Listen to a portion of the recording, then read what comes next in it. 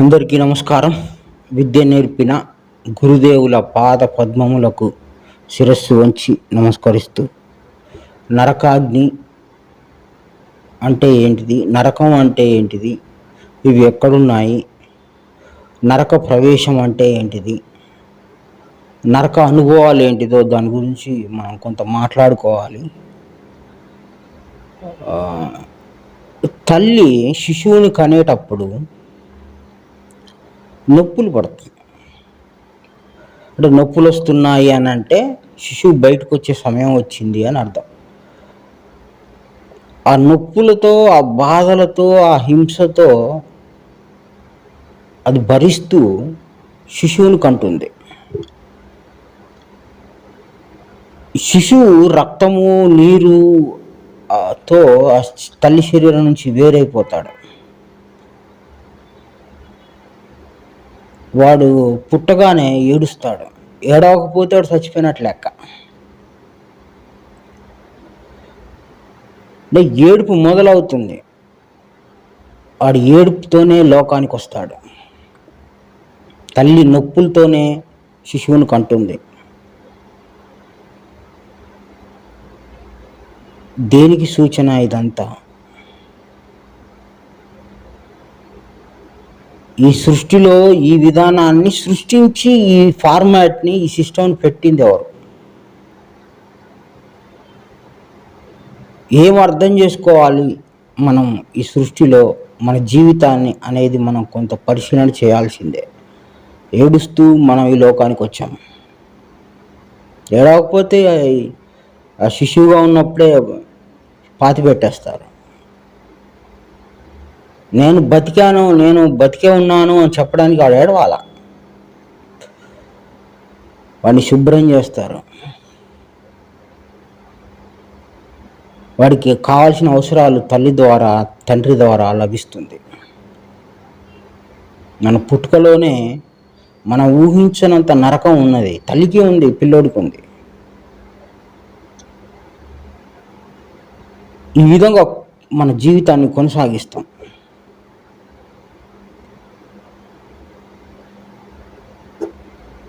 మనకు శరీరంలో చాలా రకాల అగ్ని సంబంధమైన బాధలు మనం చూస్తూ ఉంటాం.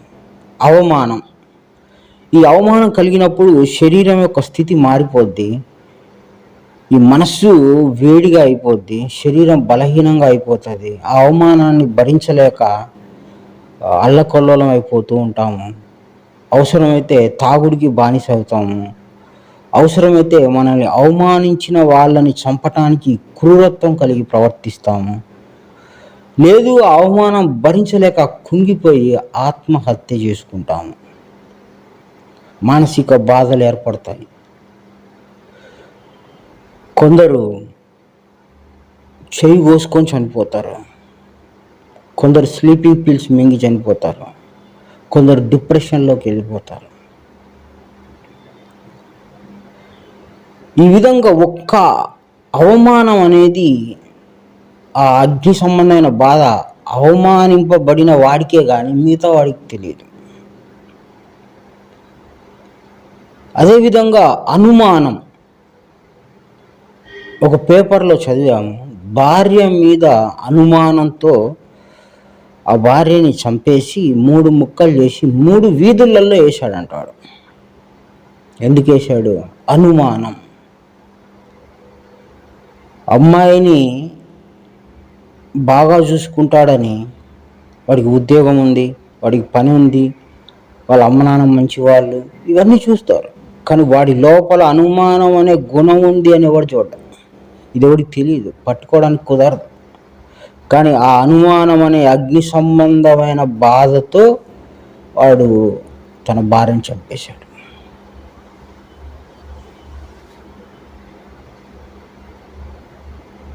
ఆ అనుమానం అనే దాంతో ఎన్నో రకాల హింసలు కుటుంబంలో వస్తూ ఉన్నాయి. అది అగ్ని సంబంధమైన బాధలు. ఎన్నో కుటుంబాలు ఈ అనుమానం అనే అగ్నికి ఆహుతైపోయినాయి. అంతేకాదు, అవసరాలు కూడా అగ్ని సంబంధం. అవి తీరకపోతే మనం దేనికైనా తెగిస్తాం. డబ్బు అవసరత లేదు, డబ్బు కోసం ఏమైనా చేస్తారు, తెగిస్తారు, నీతి తప్పుతారు. ఆకలి బాధ, ఆకలి కోసం ఏమైనా చేస్తారు. ఆకలి ఊరికే ఉండనియదు, అది ఎదుటివాడిని చంపి ఆహారాన్ని తీసుకునే స్థితికి తీసుకొని వెళ్తుంది.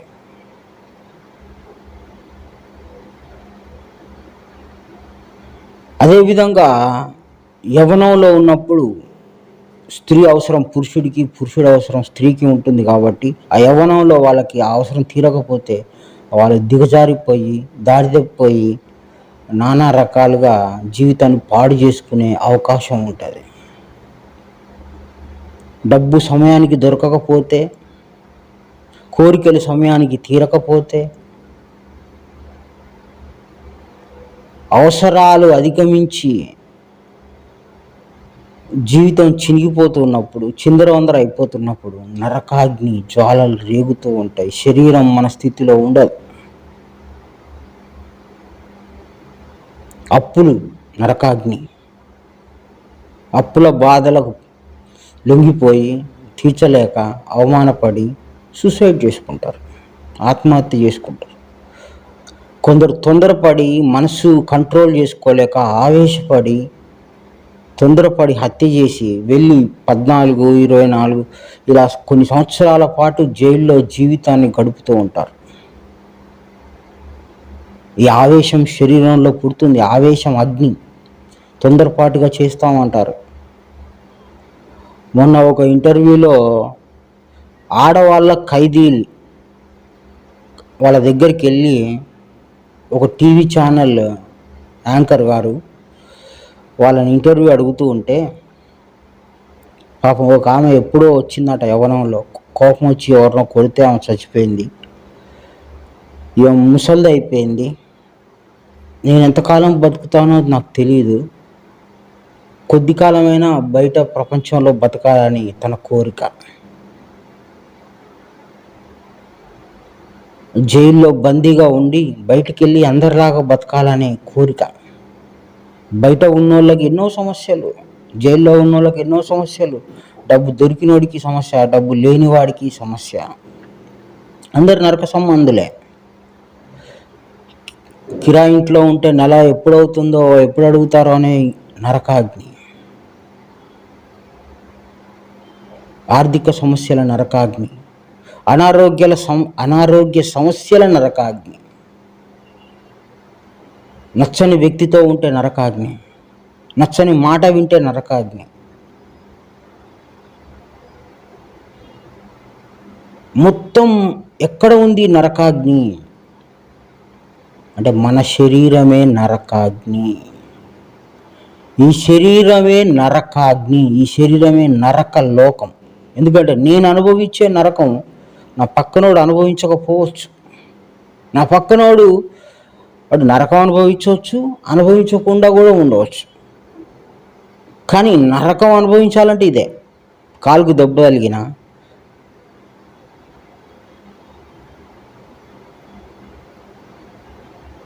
ఆరోగ్యం బాగా లేకపోయినా, అవసరాలు తీరకపోయినా, ఎన్నో రకాల నరకాగ్ని మనం ఈ శరీరంలోనే పొందుతున్నాము. కనుక ఈ శరీరమే నరక లోకము. నరకం లోకం అంటే ఎక్కడో ఉంటుంది అనుకుంటే అది మూర్ఖత్వం, అది అజ్ఞానం, అది అసత్యము. శరీరమే నరక అగ్ని. ఇందులోనే మనం నరకాన్ని అనుభవిస్తున్నాం. శరీరం బయట నరకం లేదు. ఈ శరీరం ఉన్న చోటు ఏదైతే ఉందో మనం కదులుతూ ఉన్నాం, నరకంలో కదులుతూ ఉన్నాం.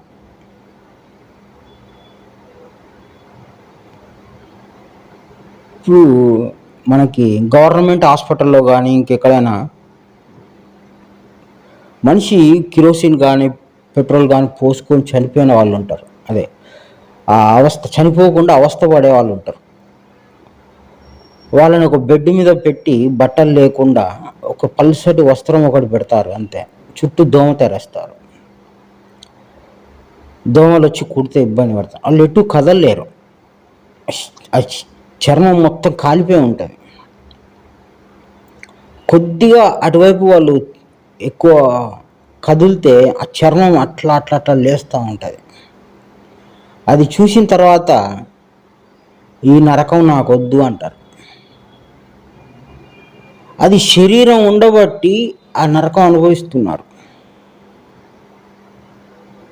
కాబట్టి నరక బాధలు అనుభవించాలంటే శరీరం ఉండాలి.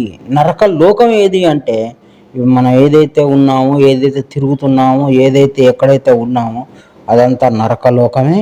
మన చుట్టూ ఉన్న వాళ్ళందరూ నరక వాసులు. మనందరూ, మన తోటి సహోదరులందరూ నరకంలోనే ఉన్నారు, నరకం అనుభవిస్తున్నారు. ఎవరి నరకం వాడిది. నరకం ఒక్కటేనా, సుఖం కూడా ఉంది కదా అంటే వాస్తవమే, సత్యమే. స్వర్గము నరకము రెండు కలిపి ఈ దేహంలో అనుభవిస్తాం కాబట్టి ఈ దేహమే స్వర్గ నరకాల సమ్మేళన యాత్ర. సుఖం కూడా ఇందులో అనుభవిస్తాం. పూర్తి నరకమే అనుభవించకుండా సుఖం కూడా ఇందులోనే అనుభవిస్తాము. మంచి ఆహారం తిన్నప్పుడు, మంచి మాట మాట్లాడినప్పుడు, తర్వాత మనకిష్టమైన వారు ప్రేమగా మాట్లాడినప్పుడు, మంచి సినిమా చూసినప్పుడు, భార్యాభర్తల సుఖమైతేనేమి, తల్లిదండ్రుల ప్రేమ ఆప్యాయతలేమి, పిల్లల ప్రేమ అయితేనేమి, ఇవన్నీ కూడా శరీరంలోనే అనుభవిస్తాం. ఈ స్వర్గం ఎక్కడుంది, నరకం ఎక్కడ ఉంది అంటే నీ శరీరంలోనే స్వర్గము నరకము ఉంది. ఈ శరీరము సంతోషంగా స్పందిస్తుంది, ఈ శరీరము నరకంగా కూడా స్పందిస్తుంది. ఏది ఎప్పుడు ఎట్లా స్పందిస్తుందో మన చేతులు లేదు. ఈ శరీరం మన ఆధీనంలో లేదు. ఈ సృష్టి అనే చట్టంలో మనం ఎప్పుడూ ఈ లోకానికి ఎట్లా రావాలనో సృష్టి తీసుకునే నిర్ణయం, ప్రకృతి తీసుకున్న నిర్ణయం ప్రకారం మనం వచ్చాం. ప్రకృతి నిర్ణయం ప్రకారం ఎంత జనాభా ఉండాలి, ఎంతమంది మనుషులు ఉండాలి, ఎంత జంతువులు ఉండాలి, ఈ ప్రకృతి చట్టం ప్రకారం ప్రకృతి ఈ యొక్క మనుషుల్ని పుట్టిస్తుంది, వాళ్ళకి అన్నం పెడుతుంది. అన్నం పెట్టకుండా ఉండాలన్నా ప్రకృతి ఆధారం. ఈ విధంగా వివిధ స్థలాలలో, వివిధ ప్రాంతాలలో మనుషుల్ని, జంతువులన్నిటిని పుట్టించి వాటికి కావాల్సిన హింసను, సంతోషాన్ని కూడా కలుగజేస్తుంది ప్రకృతి.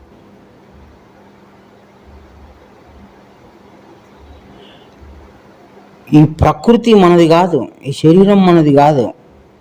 అయినా సరే మనం ఒక 100 గజాల జాగ కొనుక్కోవాలంటే ఈరోజు దానికి ఎంతో కష్టపడి దానికి ఎన్నో డబ్బులు పెట్టి కొనుక్కోవాల్సి వస్తుంది. నరకమే. మనది కాని భూమిని మనం కొంటున్నాం, దానికోసం కష్టపడుతున్నాం, ఇబ్బంది పడుతున్నాం, మోసాలు చేస్తున్నాం, ఎన్నో రకాల శిక్షలు అనుభవిస్తున్నాం. మనం కొనుక్కున్న చోట్లో కనీసం మనం చనిపోతే మన శరీరాన్ని ఆడ బెటరు, తీసుకెళ్ళి దూరంగా ఎక్కడ పడేస్తారు, కాల్చేస్తారు, పూడ్చిపెడతారు. శరీర బాధ. శరీరం ఉన్నన్ని రోజులే ఈ శరీరంలో మనం ఉన్నాము, శరీరం మనది కాదు. ఈ శరీరంలో దోమలు కొడుతుంటాయి, నరకాగ్ని. చీమ కొడుతుంది, నరకాగ్ని. ఏదన్నా ఆహారం సరిపోకపోతే శరీరం అంతా అల్లకొల్లం అయిపోద్ది, నరకాగ్ని. ఆకలి అవుతుంటుంది, నరకాగ్ని.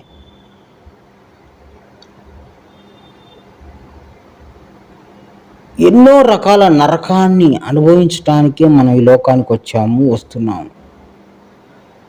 కనుక స్వర్గాన్ని కానీ నరకాన్ని కానీ ఈ శరీరంలోనే అనుభవిస్తాం అనేది ఖచ్చితము, సత్యము. క్రీస్తు ఎందుకు వచ్చాడు అంటే, గురువు ఎందుకు వచ్చాడంటే, ఈ నరక బాధలు నీకు శరీరం ఉంటే నువ్వు అనుభవిస్తావు కనుక నువ్వు మోక్షంకు రా. ఆ మోక్షంలో నీకు శరీరం ఉండదు. నువ్వు శరీరంలో ఉన్నావు, అదే నువ్వు మోక్షంలో ఉంటే నీకు నరక బాధ ఉండదు, ఈ స్వర్గ బాధ కూడా ఉండదు. స్వర్గము ఉండదు, సుఖం నరకము ఉండదు. నువ్వు శరీరంలో ఉంటే నీకు ఈ రెండు ఉంటాయి. స్వర్గం ఉంటుంది, నరకం ఉంటుంది. ఏది ఎక్కువ ఉంటే నువ్వు నా జీవితం నరకం అనుకుంటారు. గుడ్డి చాకిరి చేస్తున్నాం. పొద్దున ఎప్పుడో 4ంటికి లేచి ఎప్పుడో రాత్రి 12 దాకా పడుకొని ఏం ఉద్ధరిస్తున్నాం మనం ఈ భూమి మీద బతకడానికి? మనకి ఏ తెలివి ఎప్పుడు అందుతుందో, ఏ బలం ఎప్పుడు అందుతుందో అదంతా మన చేతిలో కూడా లేదు. ఈ విధంగా క్రీస్తు ఎందుకు వచ్చాడు అంటే, బాబు నువ్వు లోకంలో ఉండకు, ఇహలోకం నరక సంబంధం, ఇక్కడ ఏడుపు ఉంది, వాస్తవం సత్యం పుట్టుకలోనే అది ఉంది. పండ్లు కొరుకుట అంటే తినటం, రోజు మాట్లాడడం, లవ లవ లవ.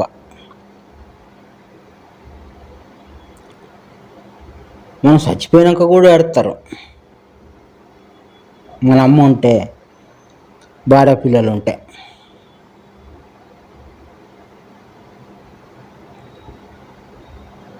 ఈ నరక స్వర్గ సమ్మేళనమే ఈ శరీరం అనుకొని మనం ఖచ్చితంగా అర్థం చేసుకోగలిగితే ఇక్కడి నుంచి తప్పించుకోవడం ఎట్లా, ఈ శరీరం నుంచి మనం తప్పించుకోవడం ఎట్లా అనేటువంటి జ్ఞానాన్ని క్రీస్తు తీసుకొచ్చిన జ్ఞానంతో ఆధారం చేసుకుంటే కానీ ఈ శరీరంలో ఉన్న మనం తప్పించుకోలేము. లేదు చనిపోయాక తప్పించుకోవచ్చు కదా అంటారు. మనం ఇంతకుముందు గురువైన క్రీస్తు చెప్పిన మాట ఉంది. ఏమని? మొదటివాడు అనేకులు, కడపటివాడు మళ్ళీ మొదటివాడు అవ్వాలి. ఈ శరీరం వదిలేస్తే ఇంకో శరీరం తీసుకుంటావు. నువ్వు పుట్టినప్పుడు మొదటివాడివే, నువ్వు కడపటివాడి అవ్వాలి. అంటే నువ్వు పుట్టి 2వ రోజు, 3వ రోజు, 10వ సంవత్సరం, 20వ సంవత్సరం, 40వ సంవత్సరం, 50వ సంవత్సరం అవుతున్నావు, కడపటి చివరివాడు అవుతున్నావు. చివరివాడు అంటే చనిపోయే రోజు. చివరివాడు మళ్ళీ మొదటివాడు కావాలంటే ఆడు పుట్టాల్సిందే. ఇది జనన మరణ సిద్ధాంతము. పుట్టుక ఉంది, మళ్ళీ చావు ఉంది, మళ్ళీ పుట్టుక ఉంది. ఇంతకుముందు కూడా మనం మాట్లాడుకున్నాము. ఇది నమ్మకపోతే ఏది చావు పుట్టుకలు, శరీరం మార్చుకోవడం, శరీరం మార్పు చెందటం అనేది సహజం. మా క్రైస్తవ మతంలో లేవండి అని అంటారు. క్రైస్తవ మతమే లేదు, మళ్ళీ మా మతంలో ఒక చావు పుట్టుకలు ఉన్నాయంటారు. ఆ మతమే అసలు డూప్లికేట్, అది లేదు, అది ఊహ అనుకున్నాం. అది ఊహకు పుట్టిందే కానీ దానికి ఒక షేప్ లేదు, దానికి ఒక విధానం లేదు. మతాల్లో రహస్యాలు ఉండవు, గ్రంథాల్లో ఉంటాయి. ఇప్పుడు మనం చెప్పింది బైబిల్ గ్రంథంలో మాటకు తీసుకున్నాం. మొదటివారు అనేకులు కడపటివారు, కడపటివారు అనేకులు మొదటివారు అవుతారని. ఇది మతంలో ఉండే మాట కాదు, ఇది గ్రంథంలో ఉండే మాట. అదేవిధంగా భగవద్గీతలోకి వెళ్తే పాత వస్త్రం ఏ విధంగా వదిలిపెట్టి కొత్త వస్త్రం ధరిస్తావో అదేవిధంగా నీ శరీరం ముసలిదైపోయాక అది అక్కడ వదిలేసి కొత్త శరీరంలోకి నువ్వు ప్రవేశిస్తావు అని అక్కడ కృష్ణుడు గురువుగా చెప్పాడు. అక్కడ ఏదైతే ఉందో క్రీస్తు కూడా అదే చెప్పాడు. మా మతంలో మేము నమ్మం. మతమే అసలు పనికిమాలింది, మతమే సత్యం కాదు. గ్రంథం సత్యం, క్రీస్తు సత్యం. క్రీస్తు మాట వినండి కానీ మతాల మాట వినటం అనేది 100% తప్పు. గ్రంథం ఆధారంగా మాట్లాడాలి కానీ ఆ మతం అనేది మనుషులు పెట్టుకున్నది, అది ఊహకు పుట్టింది. అది పుట్టిందంటే ఏదో ఒకటి చచ్చిపోద్ది, దానికి ఫార్మాట్ లేదు, దానికి ఒక సిద్ధాంతం లేదు. అదేవిధంగా హిందువులు అంటే వాళ్ళు కూడా మతాన్ని పెట్టుకున్నారు. మతం అనేది మనం ఎంకరేజ్ చేయము, కానీ ఆ వర్గంలో ఉన్న వాళ్ళు గ్రంథాలు చదువుతారో చదవరో మనకు తెలియదు. కానీ కర్మ సిద్ధాంతం ఉంది అని, మళ్ళీ పుడతాము, మళ్ళీ చనిపోతాము, మనం చేసుకున్న పాపాలు ఇక్కడే అనుభవించాలని వాళ్ళ దగ్గర ఒక క్లారిటీ ఉంది. వాళ్ళు గ్రంథాలు చదువుతున్నారు చదివి అంటున్నారో చదవకుండా అంటున్నారో తెలియదు, కానీ వాళ్ళలో ఒక క్లారిటీ ఉంది. ఆ క్లారిటీ ఈ క్రైస్తవ మతాన్ని పేరు పెట్టుకున్న దాంట్లో లేదు, కానీ గ్రంథంలో ఉంది. గ్రంథంలో చావు పుట్టుకలు ఉన్నాయని మనం చెప్పుకున్నాం. భగవద్గీతలో ఉంది, ఖురాన్లో కూడా ఉంది. అక్కడైతే మీ శరీరాన్ని మారుస్తాం అంటాడు. ఖురాన్లో మీ శరీరాన్ని మేము మారుస్తాం అని అంటాడు. శరీరాలు మారుతూ ఉంటాయి, కానీ శరీరంలో ఉండే నువ్వు మాత్రం మారవు. నీకు ఒక అవకాశం ఉంది శరీరంలో ఉండకుండా నువ్వు మోక్షానికి వెళ్ళొచ్చు, తప్పించుకొని పోవచ్చు. ఎట్లా సాధ్యం? శరీరంలో ఉంటే నరకం అనుభవించాల్సిందే. శరీరంలో లేకుండా పోయిన రోజున, నువ్వు మోక్షం వెళ్ళిపోయిన రోజున నీకు అక్కడ శరీరం ఉండదు. అది శరీర స్థితి కాదు. అందుకే మోక్ష ప్రాప్తి పొందాలనేదే గురువు చెప్పే మాట, పెద్దలు చెప్పే మాట. శరీరం ఉంటే ఇక తింటాం, తాగుతాం, ఇక చేయాల్సిన కర్మ, పాపం, అనుభవించాల్సిన దుఃఖం అన్నీ ఈ ప్రకృతిలో ఉండే అన్నీ మనం తప్పదు. ఇంకా మోక్షం వేరు, నరకం వేరు. నరకంలో స్వర్గ నరకాలు ఉంటాయి, స్వర్గం ఉంటాయి, సుఖ దుఃఖాలు ఉంటాయి. ఈ రెండు లేకుండా ఎవడు పుట్టాడు. మళ్ళీ సావు పుట్టుకలు కూడా ఉంటాయి. ఎక్కడ? ఇహలోకంలో. నువ్వు ఇహలోకంలోనే ఉంటావు, ఎప్పటికీ మోక్షం పోలేవు. నువ్వు మారుతూ ఉంటావు, శరీరాలని మార్చుకుంటూ ఉంటావు, కానీ మోక్షం పోవు. చచ్చిపోయినోడు సమాధిలోనే ఉంటాడు అని క్రైస్తవ మతంలో ఉంది అంటారు. మనం ఇంతకుముందే చెప్పుకున్నాం, మతం మాటలు వినొద్దు. మత పిచ్చి, మతమత్సరము, మతానికి సంబంధించిన విధానం ఎప్పుడు మాట్లాడకూడదు. సత్యము క్రీస్తు మాట తీసుకోవాలి. క్రీస్తు మాట ప్రకారం మోక్షం పోనివాడు భూమి మీదనే ఈ అనేక రకాల శరీరాల్లో వాడి అర్హతను బట్టి, వాడి కర్మను బట్టి, వాడు చేసుకున్న పాపాన్ని బట్టి వాడు ఆయా శరీరాలు పొందుతూ ఉంటాడు.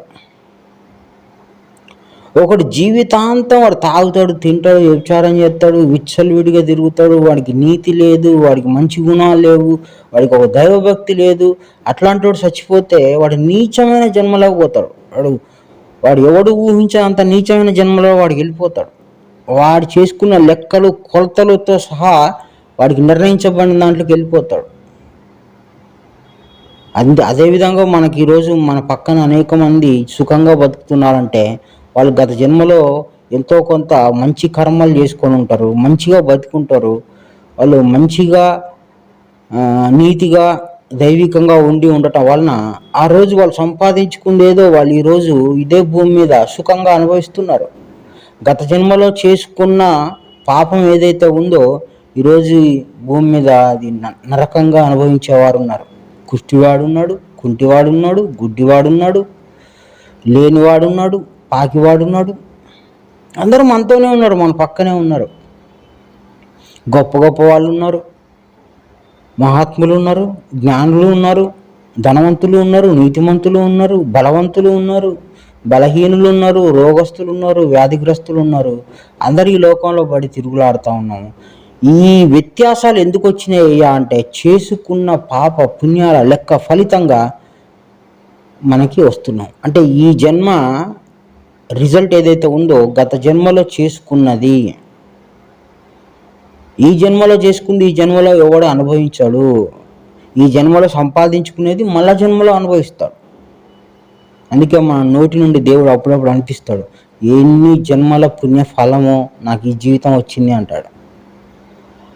లేదా చేసుకున్న ఏ జన్మలో ఏ పాపం చేసినో నాకు ఈ బతుకొచ్చింది అంటారు. వాస్తవం, సత్యం. అది సత్యం, అది గ్రంథంలో ఉంది, అది గురుమాటగా ఉంది. నీ తల వెంట్రుకల లెక్కింపు అయి ఉంది అని క్రీస్తు చెప్పిన మాట ఉంది. ఆ తల వెంట్రుకల లెక్కింపుతోనే వచ్చావు. అదే కర్మ అంటే. భగవద్గీతలో కర్మ అన్నాడు, ఇక్కడ తల వెంట్రుకల లెక్కింపు అన్నాడు. మర్మంగా చెప్పాడు, గుప్తంగా చెప్పాడు. దైవ గ్రంథాల్లో ఏది ఓపెన్గా ఉండదు, ఏది బయలుగా ఉండదు, గుప్తంగా చెప్తారు. ఏ గ్రంథంలో చెప్పినా గుప్తమే, ఎంత పెద్దవాడు చెప్పినా గుప్తంగానే ఉంటుంది. దైవ రహస్యాలు ఎప్పుడు ఓపెన్గా ఉండవు, గుప్తంగా ఉంటాయి, మర్మంగా ఉంటాయి. అర్థం చేసుకోవాలి, పరిశీలన చేసి చూసుకోవాలి. నువ్వు నీతిమంతుడుగా ఒకవేళ బతికితే ఎన్ని కష్టాలు వచ్చి ఓర్చుకున్నా నీకు నీతిమంతుడి జన్మ వస్తుంది, ఉత్తమ జన్మ వస్తుంది. ఇక్కడనే భూమి మీదనే ఉత్తమమైన తల్లిదండ్రులు పుడతారు, మళ్ళీ ఇక్కడనే పుడతావు. అంటే నువ్వు శరీరాలను మార్చుకుంటూ ఇక్కడే ఉంటావు, కానీ మోక్షానికి పోవు. మోక్షానికి పోవాలంటే గురుమాట ఆధారంగా ప్రత్యేకమైన నడక, ప్రత్యేకమైన ఆచరణ, ప్రత్యేకమైన భక్తి, ప్రత్యేకమైన విధానం అది తెలుసుకోవడానికి. నువ్వు భూమి మీదనే ఉంటా అంటే నీకు ఏ జ్ఞానం అక్కర్లేదు, శుభ్రంగా ఉండు. ఓ పంది కుక్క నక్క ఎట్లా ఉంటుందో అట్లా ఉండొచ్చు, హ్యాపీ. అంతే. శరీరాలు మారుతూ ఉంటాయి, నువ్వు తింటూ ఉంటావు, ఏడుస్తూ ఉంటావు, పళ్ళు కొరుకుతూ ఉంటావు. ఇక్కడే మోక్షానికి మార్గం కనుగొనాలి, మోక్షం మార్గం వైపు ప్రయాణించాలి. జీవితాన్ని, మన చూపుని, మన ధ్యాసని మోక్షం వైపు తిప్పుకొని ప్రయాణిస్తే అప్పుడు మోక్షం దొరుకుద్ది. మోక్షంలో శరీరం ఉండదు, మోక్షంలో నరకం ఉండదు, స్వర్గము ఉండదు. అది ప్రత్యేకమైన ఆనంద లోకము అంటారు దాన్ని. మనం పుట్టిందే మోక్షం పోవడానికి. ఇక్కడ ఉండి ఇక్కడే ఇల్లు కట్టుకొని ఇక్కడే గొప్పగా, ఇప్పుడే హుందాగా, ఇక్కడే నా కులం ఇది, నా గోత్రం ఇది, నా మతం ఇది, నేను చాలా బలవంతుణ్ణి, పిల్లల్ని కనాలి, సాకాలి, ఇవన్నీ మన సంబంధం లేదు, అది కర్మ సంబంధం. కనుక స్వర్గము నరకము ఈ శరీరమే. శరీరం నీకు ఇవ్వబడింది అంటే నువ్వు శరీరంలో ఉన్నావు, శరీరం వేరు, నువ్వు వేరు. శరీరం వదిలేసిపోతారు, చనిపోయాక అది శవమే అంటారు, నీ పేరు పెట్టి కూడా పిలవరు, బాడీ వాసన వస్తుంది అంటారు. చనిపోయిండు అంటారు, లేడు అందులో. అందులో ఒకడు ఉన్నాడు, ఇప్పుడున్నాడు శరీరంలో, ఒకడు ఉండబట్టి శరీరం నడుస్తుంది, ఆడుతుంది. ఈ శరీరం లేకుండా వాడు పోతాడు. ఆ పోయే రోజు కూడా మనకు తెలుస్తుంది, ఇందులో ఒకడు ఉండేటవాడు ఇప్పుడు లేడు ఆడు అని. ఆ విధంగా మన శరీరంలో ఉంటాం. కుక్క శరీరంలో అయినా, పంది శరీరంలో అయినా వాళ్ళు చేసుకున్న కర్మల్ని బట్టి ఆయా జాతులలోకి వెళ్ళిపోతాం. ఊరికే రావు కుక్క జన్మ, ఊరికే రాదు పంది జన్మ. మనుషుల కంటే కుక్కలు కూడా హ్యాపీగా ఉన్నాయి. ఆ కోటీశ్వరుల ఇళ్ళల్లో కుక్కలు ఉన్నాయి, అవి ఇంకా సుఖంగా బతుకుతున్నాయి. ఏ జన్మ ఎక్కడ రావాలి, ఎవరితో ఉండాలి అనేది కర్మ నిర్ణయం, నువ్వు చేసుకున్న పాపపుణ్యాల లెక్క ఫలితమే. కనుక నరకాగ్ని ఎక్కడుందంటే శరీరమే నరకాగ్ని, శరీరమే స్వర్గం. కాబట్టి ఇక్కడే ఉండాలనుకునేవాడు స్వర్గమైనా కోరుకుంటాడు, నరకమైనా కోరుకుంటాడు. నీతి దుర్నీతి రెండు ఈ శరీరంలోనే ఉంటాయి. నీతిమంతుడైనా ఈ నరకంలోనే ఉండాలా, నరకవాసుడు అంటే శిక్ష అనుభవించేవాడని ఇందులోనే ఉండాలా. మన నీతిమంతుడు మన పక్కనే ఉన్నాడు, ఈ నరకంలోనే తిరుగుతున్నాడు. నరకం అనుభవించాడు కూడా ఈయనే తిరుగుతుంటారు. కొన్ని వీధులు ఉంటాయి, కొన్ని వాడలు ఉంటాయి, అదంతా మురికి వాడలుగా ఉంటాయి, దరిద్రులుగా ఉంటారు. అది పోతే నరకం లెక్కనే ఉంటుంది. ఆ వాడలు కానీ, ఆ మనుషులు కానీ, ఆ మాటలు కానీ, వాళ్ళ ప్రవర్తన కానీ, వాళ్ళు అన్ని రకాలుగా వాళ్ళు నరకవాసులు వీళ్ళు అనిపిస్తుంది మనకి. అదేవిధంగా కొన్ని స్వర్గంలో ఉన్న వాళ్ళ ఇల్లులు ఉంటాయి, మంచి మంచి ఇల్లులు, మంచి మంచి డిజైన్తో ఉంటారు. వాళ్ళు కూడా కార్లలో తిరుగుతారు, చాలా వండర్ఫుల్గా ఉంటారు. సపరేట్ దేవుడు చేసి విడదీసి ఇక్కడనే స్వర్గం అనుభవించేటట్టు, ఇక్కడే నరకం అనుభవించేటట్టు చేసి పెడుతున్నాడు. వాక్యం ఆధారంగా చూస్తే అందరు కనపడతారు మనకి. ఓహో, వీడు ఈ స్థాయిలో పుణ్యం అనుభవిస్తాడు, వీడు ఈ స్థాయిలో నరకం అనుభవిస్తాడు, వీడు ఈ కర్మ అనుభవిస్తాడు అని తెలుస్తుంది మనకి. స్వర్గ నరకాలని భూమి మీదనే అనుభవిస్తున్నాము, కానీ మోక్షం ఇక్కడ కాదు. నువ్వు శరీరంతో ఉంటే నువ్వు మోక్షంలో లేనట్టే. కనుక మోక్షం పోవాలి అంటే నువ్వు శరీరంలో ఉండకూడదు, శరీరంలో ఉంటూనే మోక్షానికి ప్రయత్నం చేయాలి. అది ధీరత్వం. అందుకోసమే దేవుడు వచ్చింది. భూమి మీద ఉంటే ఇది తప్పు. ఒకవేళ దేవుడే భూమి మీదకి వచ్చినా ఆయనకు కూడా తప్పు. ఆయన కూడా మనకు లాగానే, మనకు మాదిరిగానే కష్ట సుఖాలు అనుభవిస్తూ జీవితాన్ని కొనసాగిస్తూ ఉండాలి. ఇది ఇహలోక ధర్మం, చట్టం. కనుక ఏడుపు పళ్ళు కొరుకట ఈ శరీరంలోనే ఉంది. నువ్వు ఎక్కడికి పోవు, శరీరాలు మారుతూ ఉంటాయి. నా తండ్రి ఇంట అనేక నివాసములు ఉన్నాయి అన్నాడు కదా. కుక్క, పంది, బలిలో కూడా ఉన్నది జీవుడే. ఇట్లా ఎన్ని శరీరాలైనా వాళ్ళు చేసుకున్న పాప పుణ్యాలను బట్టి వాళ్ళకి అది వస్తుంది, అలాట్ అవుతుంది. మోక్షం పోవాలంటే మోక్షానికి కావాల్సినంత జ్ఞానాన్ని, దానికి సంబంధించిన ఆచరణని, దానికి కావాల్సినంత ప్రయాణాన్ని మనం సమకూర్చుకుంటే మోక్షం వస్తుంది. మోక్షం వెళితే ఇక శరీరంలో ఉండవు, ఇహలోకంలో ఉండాల్సిన పని లేదు. పరలోకాలని రెండు ఉన్నాయి. ఇహలోకంలో మనం ఉన్నాం, పరలోకం పొందాలి. చచ్చిపోతే వస్తుంది అనుకునేది బ్లైండ్, గుడ్డితనం. చచ్చిపోతే మోక్షం వస్తుంది అనేది కాదు. చచ్చిపోతే మళ్ళీ జన్మ వస్తుంది, మళ్ళొక జన్మ వస్తుంది, మళ్ళొక జన్మ వస్తుంది, మళ్ళొక జన్మ వస్తుంది. చచ్చిపోతే జన్మకు పోతావు కానీ మోక్షం పోరు. కానీ మోక్ష ప్రాప్తి కొరకై ప్రయత్నం చేస్తే ఇప్పుడు ఈ శిక్ష అనుభవిస్తూ, నరకం అనుభవిస్తూ, ఈ స్వర్గాన్ని అనుభవిస్తూ, ఈ దుఃఖాన్ని అనుభవిస్తూ, బాధలను అనుభవిస్తూ మోక్షం కొరకు ప్రయత్నం చేయాలంటే మోక్షానికి కావలసిన జ్ఞానం సంపాదించుకొని గురువు ద్వారా భక్తి కలిగి గురువు చెప్పినట్టు నడుచుకుంటే ఆ నడక నిజంగా సత్యంగా అయి ఉంటే అప్పుడు దేవుడు మోక్షాన్ని ఇస్తాడు. అంటే ఇంకా నువ్వు పుట్టవు, ఇంకా నువ్వు నరకంలో ఉండవు, ఇహలోకంలో ఉండవు, పరలోకంలో ఉంటావు. అంటే ఇహలోకంలో బతికి పరలోకం పొందుతారు. ఇది ప్రయత్నం చేసి భక్తిగా నడుచుకొని మోక్షం పొందాలి. లేదు నేను ఇక్కడే ఉంటా, నాకు ఇక్కడనే బాగుంది, ఏడుపు పళ్ళు కొరుకుట చాలా బాగుంది, నాకు ఇక్కడనే ఉండాలని ఉంది నాకు అని అంటే నువ్వు చేయాల్సిన పని ఏమి లేదు. నువ్వు ఇహలోకంలో ఉండాలి, చేయాల్సిన పని ఏమి లేదు. దేవుడి జ్ఞానం తెలుసుకోకుండా ఉంటే సరిపోతుంది. దేవుడి జ్ఞానం నీకు తెలియలేదు అనుకో, నువ్వు ఇక్కడనే ఉంటావు, ఎటు పోవు. దేవుడి జ్ఞానం తెలవనంత వరకు ఇక్కడే ఉంటారు. దేవుడి జ్ఞానం తెలుసుకొని ఆచరిస్తే మోక్షం పోతారు. ఆ మోక్షం పోయే వాళ్ళు 1,00,000 మందిలో ఒకడు ఉంటాడు. ఆ 1,00,000 మందిలో వాడు ప్రయత్నం చేసి వాడు మోక్షం పొందుతాడు. మోక్షం పోవాలనుకుంటే. మామూలుగా మోక్ష ప్రయత్నం లేని వాడికి ఈ లోకంలో పుడితేనేమో నీతిమంతుడు అన్న పుడతాడు, నరకాగ్ని, రెండు మిక్స్డ్గా అన్న ఉంటుంది లైఫ్. అందుకోసమని మనము జ్ఞానం దగ్గరికి ఎందుకు వచ్చామంటే మోక్ష ప్రాప్తి కొరకు. ఈ మోక్షాన్ని పొందాలి, పరము పొందాలి. పరము అంటే ఇహము వేరు, పరం వేరు. పరాన్ని పొందటానికి పరజ్ఞానం కావాలి, అది పరలోక జ్ఞానం కావాలి. కాబట్టి ఆ పరలోకం ఎట్లా పోవాలి, ఏం చేయాలి, నేనెవరు, నా శరీరంలో ఏం జరుగుతుంది, దేవుడు అంటే ఎవరు, దారి ఎట్లా వేసుకోవాలి, దారి ఎట్లా ఉంది, ఎట్లా తెలుసుకోవాలి, ఇవన్నీ తెలుసుకుంటూ పోతాం. ఇప్పుడు స్వర్గ నరకాలు ఇక్కడే ఉన్నాయని తెలుసుకున్నాం కాబట్టి ఎన్ని రోజులు ఈ తిప్పలు ఊకే శరీరంలో ఈ బాధలు ఎందుకు, మోక్షం పోవాలి అనిపిస్తుంది ఎప్పుడు జ్ఞానం తెలుసుకుంటే. జ్ఞానం తెలియలేదనుకో ఇది మస్తు రుచిగా ఉంటుంది, సూపర్ టేస్ట్. ఈ లోకం చాలా టేస్టీగా కనపడుతుంది. అందుకోసమని మనం క్రీస్తు దగ్గరికి ఎందుకు వచ్చాం, క్రీస్తు మన దగ్గరికి ఎందుకు వచ్చాడు అంటే మోక్షాన్ని పొందటానికి, మోక్షాన్ని గురించి తెలియజేయడానికి. మీరు ఇక్కడ ఉంటే ఇదే శిక్ష అనుభవిస్తారా బాబు, నా దగ్గరికి రండి అని క్రీస్తు చెప్పాడు. అది పోవటం అంత ఆశమాషి కాదు, గ్రంథం ఆధారంగా పోవాలి. ఈ మతాలలో ఇరుక్కుంటే పోలేం. మన ఈ క్రైస్తవ మతంలో చావు పుట్టుకలే లేవు అంటారు, కర్మ లేదంటారు. బైబిల్లో ఉంది, కర్మ ఉంది, బైబిల్లో చావు పుట్టుకలు ఉన్నాయి, కానీ మతంలో అబద్ధాలు చెప్తున్నారు. ఎందుకు? మాయా. మతం అంటేనే మాయా, అదొక ఖచ్చితత్వం, సత్యం కాదు.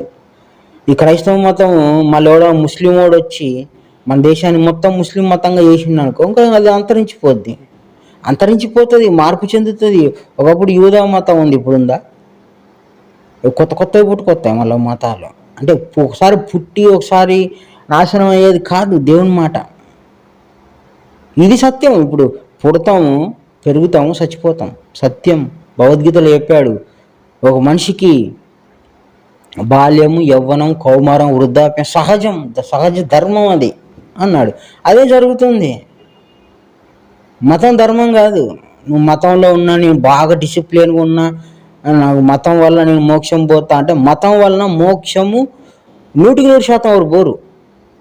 దేవుని మాట చేత, గ్రంథం చేత, వాక్యం చేత, నడవడిక చేత పోతారు, కానీ మతాల చేత ఎవరు మోక్షం పొందరు, సాధ్యం కాదు. మాయ చేత మోక్షం పోవడానికి అవదు. కాబట్టి క్రీస్తు మాటినండి, గురువు మాటినండి, గురువు మాట సత్యంగా అర్థం చేసుకోండి. ప్రతి ఒక్కరు చదవాలి బైబిల్. ప్రతి ఒక్కరూ దేవుని మార్గంలో చెడిపోకుండా పరమును పొందాలి. అంటే ఎల్లప్పుడూ ఉండే ఆనంద లోకాన్ని పొందాలి. కానీ ఈ ఏడుపులు, పెడబబ్బలు, పళ్ళు కొరుకుట ఉండే ఈ లోకం మనకి విరక్తత్వం రావాలంటే ముందు ఈ లోకం పరిస్థితి కూడా దేవుని బైబిల్ భగవద్గీత ఖురాన్ ఆధారంగా మనం తెలుసుకోవాలి. అప్పుడు పరమందు మనకి శ్రద్ధ వస్తుంది. అది చాలా గొప్పది, దాన్ని పొందాలి, దాన్ని అందుకోవాలి, మహా గొప్ప వాళ్ళు అందుకున్నారు, మనం కూడా ప్రయత్నం చేయాలి అనే విధానం మనకు రావాలి. అది రావాలంటే బైబిల్ అర్థం కావాలి. బైబిల్ అర్థం కావాలంటే ఎదుటోడు అర్థం చేపిస్తాడో లేదో మనకు తెలియదు. కానీ మనం బైబిల్ని మనం ఇష్టపూర్వకంగా మనపూర్వకంగా అర్థం చేసుకొని దేవుని చేరాల్సిన అవసరం ఉన్నది. అందుకోసమని నరకాగ్ని మన శరీరంలోనే ఉంది, ప్రతి ఒక్కరు అనుభవిస్తున్నారు.